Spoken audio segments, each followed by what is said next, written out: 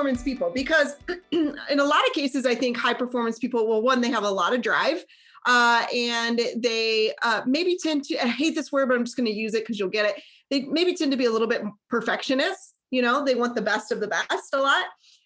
But a lot of times, maybe our happiness is sacrificed as a result. So how can we be a high performance person, whether it be in our life or in our career, and also have all the happiness that we deserve to come to us?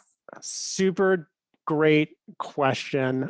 I think because this is all predicated upon the assumption, right? We're talking to high performance people, and those are just the people that I love working with. I really, really always have. And to your point, they can tend to be perfectionist, type A. They can get a little bit neurotic / a lot neurotic / a lot neurotic squared. And it can get really, really, really unhealthy. And I think part of the key is to dedicate as much time and energy and focus to making sure that you are feeding your mind and emotions and your spirit, and you are training those things, right? We train our emotions. People always act like emotions happen to them. And it's like, nope, right? Like, you brought that to the table. And so it's getting a handle on that and having a robust system in place for something like mental training and making sure that these components of our being are in alignment.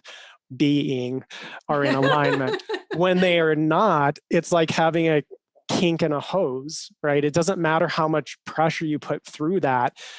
You're not going to get the full-fledged power that's available to you. And I think another piece I've been thinking about, and this actually popped to mind this morning, and so maybe this is the purpose for it, the difference between, because for my whole life, pretty much until very recently, I would consider myself just very driven. It was a spark that started in childhood because I decided I'm either going to roll over and wet on myself, or I'm going to move forward and use this as fuel to empower. And I'm either going to get out of this or I'm going to die right here, literally or metaphorically.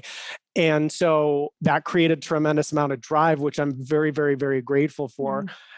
Drive will eventually burn you out, though.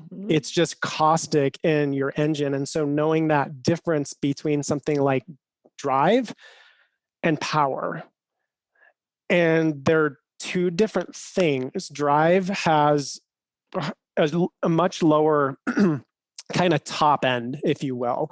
It's much more limited. And it also, again, tends to be caustic. It burns you up.